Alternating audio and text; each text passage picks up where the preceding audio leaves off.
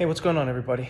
What's really interesting about what's happening in America right now is that a lot of people don't seem to realize how dominoes connect, how one piece knocks another piece that knocks another piece, and in the end creates a giant wave. Each story seems completely unrelated, and yet at the same time, I feel like everything that happens in the world connects to something else in some way, shape, or form. And I think this news cycle that we witnessed in the last week was a perfect example of that. Amy Cooper, George Floyd, and the people of Minneapolis.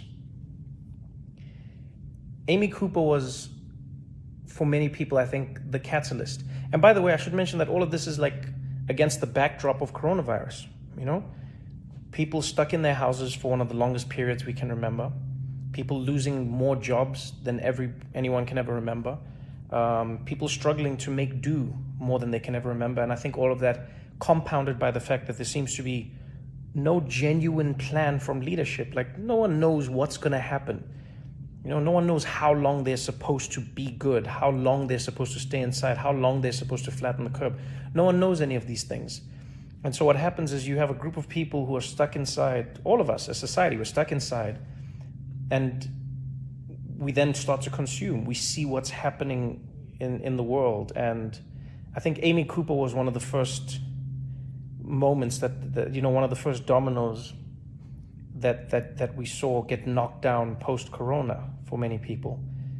And that was a world where you quickly realize that while everyone is facing the battle against coronavirus, Black people in America are still facing the battle against racism and coronavirus.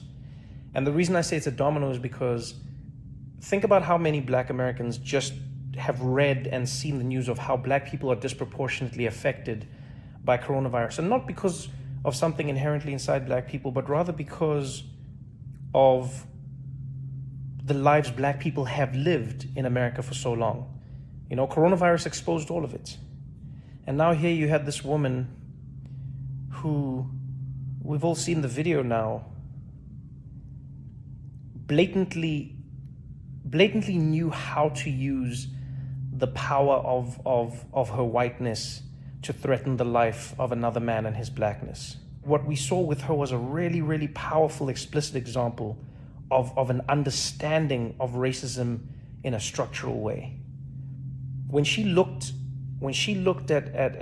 at that man, when she looked at Cooper and she said to him, I'm going to call 911 and I'm going to tell them there's an African-American man threatening my life. She knew how powerful that was.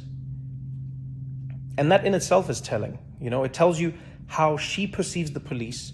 It tells you how she perceives her perception or her relationship with the police as a white woman. It shows you how she perceives a Black man's relationship with the police and the police's relationship with him. It was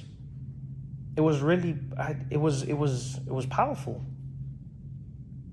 Because so many people act like they don't know what Black Americans are talking about when they say it, and yet Amy Cooper had a distinct understanding. She was like, "Oh, I know that you're afraid of interacting with the police because there is a presumption of your guilt because of your Blackness.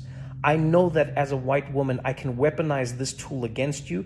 And I know that by the time we've sifted through who was right or wrong, there's a good chance that you will have lost in some way, shape, or form." And so for me, that was the first domino. And so now you're living in a world where so many people are watching this video. So many people are being triggered because in many ways it was like a gotcha. It was like the curtain had been pulled back. Aha. So you do this, because it's always been spoken about, but this was it was powerful to see it being used. And I think a lot of people were triggered by that. A lot of people were like, damn, we knew it was real, but this is like real,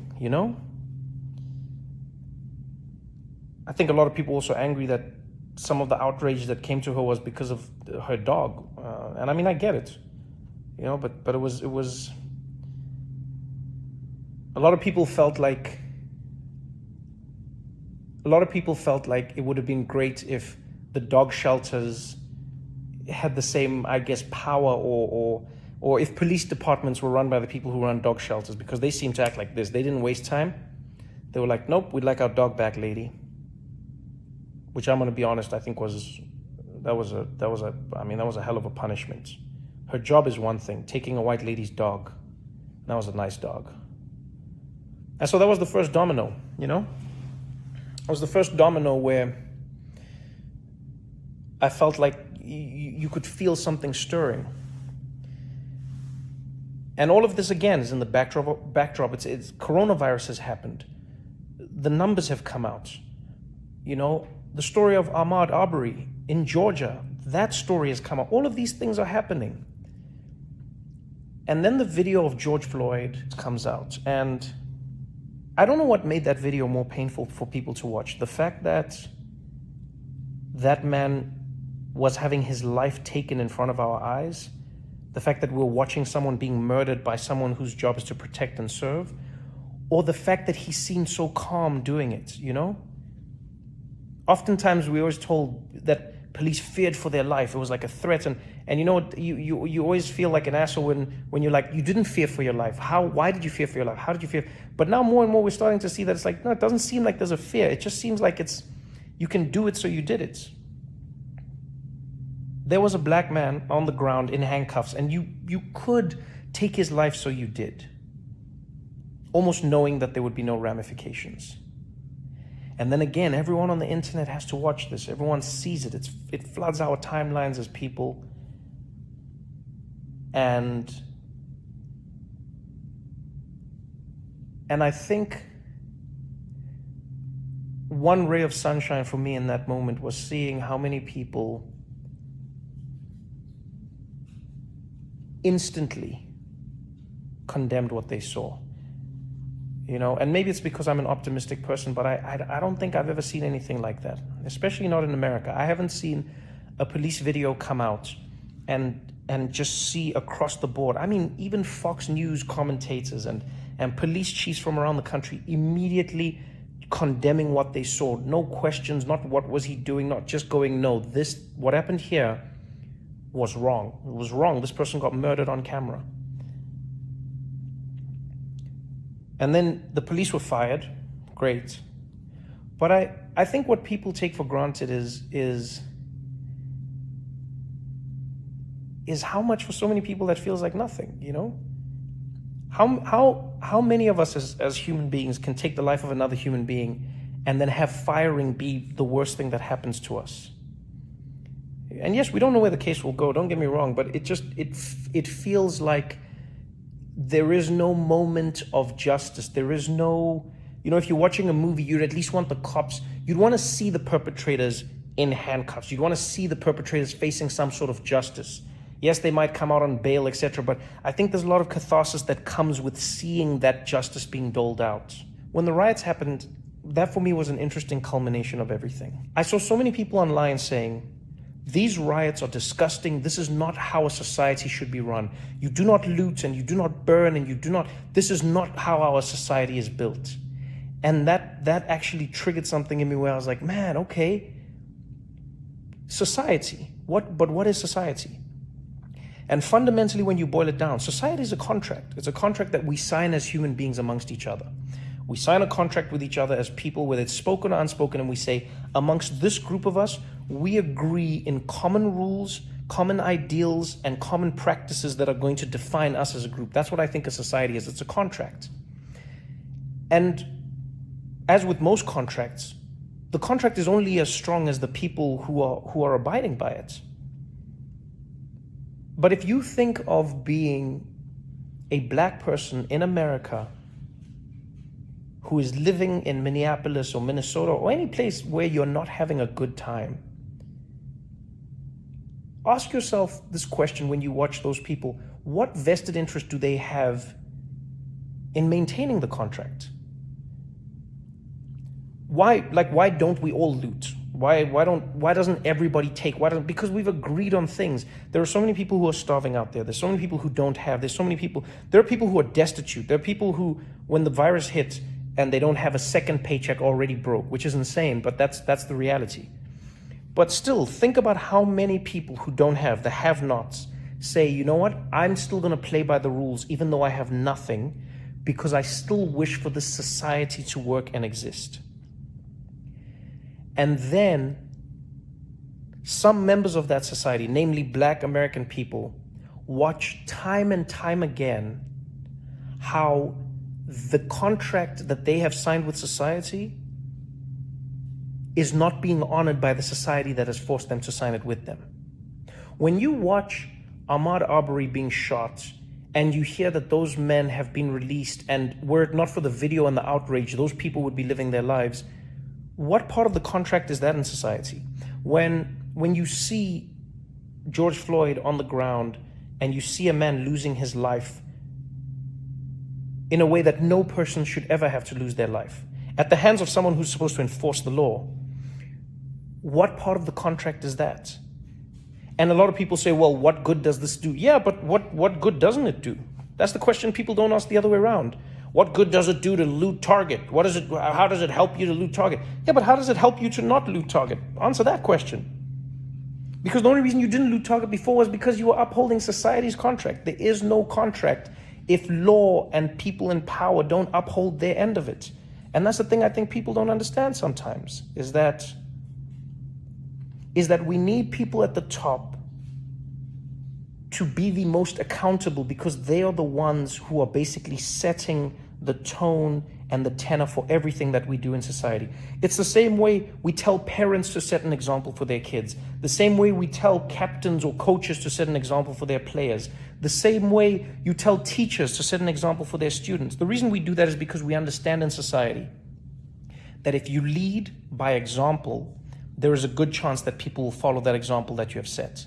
And so if the example law enforcement is setting is that they do not adhere to the laws, then why should the citizens of that society adhere to the laws when in fact the law enforcers themselves don't?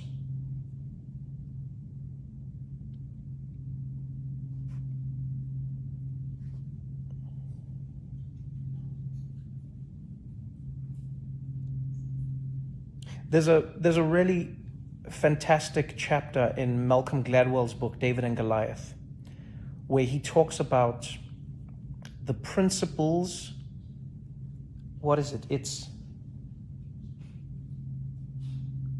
He talks about the principles of legitimacy. And he says, in order for us to argue that any society or any legal body or any power is legitimate, we have to agree on core principles. And those three principles, if I remember correctly, is number one, we have to agree on what the principles are.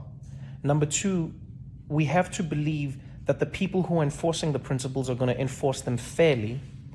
And number three, we have to agree that everyone in that society is going to be treated fairly according to those principles.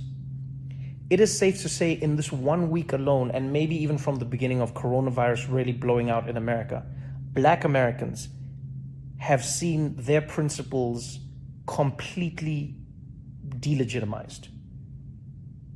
Because if you're a Black person in America right now and you're watching this, if you're a Black American person specifically and you're watching this, what principles are you seeing? I think sometimes the thing we need to remember, and it's something I haven't remembered my whole life. You start to learn these things, you know, when you travel the world, when you read, when you learn about society, I think, is that like when you are a have and when you are a have-not, you see the world in very different ways. And a lot of the time people say to the have-nots, this is not the right way to handle things. When Colin Kaepernick kneels, they say this is not the right way to protest. When Martin Luther King had children as part of his protest in Birmingham, Alabama, people said having children as your protest is not the right way to do things. When he marched in Selma, people said this is not the right way to do things. When people marched through the streets in South Africa during apartheid, they said this is not the right way to do things. When people burn things, they say it's never the right way, because there is never a right way to protest. And I've said this before, there is no right way to protest, because that's what protest is. It cannot be right because you are protesting against a thing that is stopping you. And so I think what a lot of people don't realize is the same way you might have experienced even more anger and more just visceral disdain watching those people loot that target. Think to yourselves, or maybe it would help you if you think about that unease that you felt watching that target being looted. Try to imagine how it must feel for Black Americans when they watch themselves being looted every single day. Because that's fundamentally what's happening in America. Police in America are looting Black bodies. And I know someone might think that's an extreme phrase, but it's not, because here's the thing I think a lot of people don't realize. George Floyd died. That is part of the reason the story became so big, is because he died. But how many George Floyds are there that don't die? How many men are having knees put on their necks? How many Sandra Blands are out there being tossed around? It doesn't make the news because it's not grim enough. It doesn't even get us enough anymore. It's only the deaths, the gruesome deaths that stick out. But imagine to yourself, if you grew up in a community where every day someone had their knee on your neck, where every day somebody was out there oppressing you every single day. You tell me what that does to you as a society, as a community, as a group of people. And when you know that this is happening because of the color of your skin, not because the people are saying it's happening because of the color of your skin, but rather because it is only happening to you and you're the only people who have that skin color.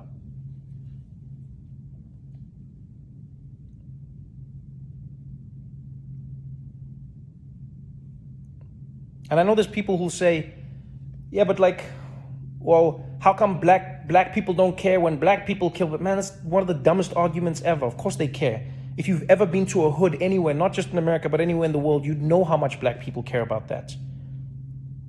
If you know anything about under-policing and over-policing, though, you would understand how that comes to be.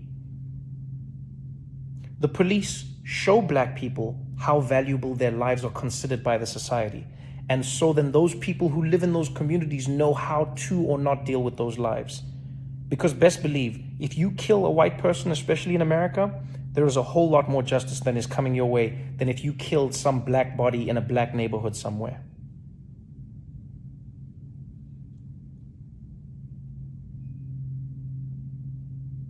And so to anyone who watched that video, don't ask yourself if it's right or wrong to loot, or don't ask yourself, wow, what does looting help? No. Ask yourself that question.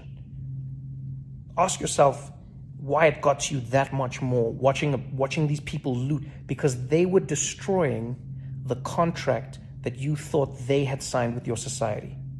And now think to yourself, imagine if you were them watching that contract being ripped up every single day. Ask yourself how you'd feel.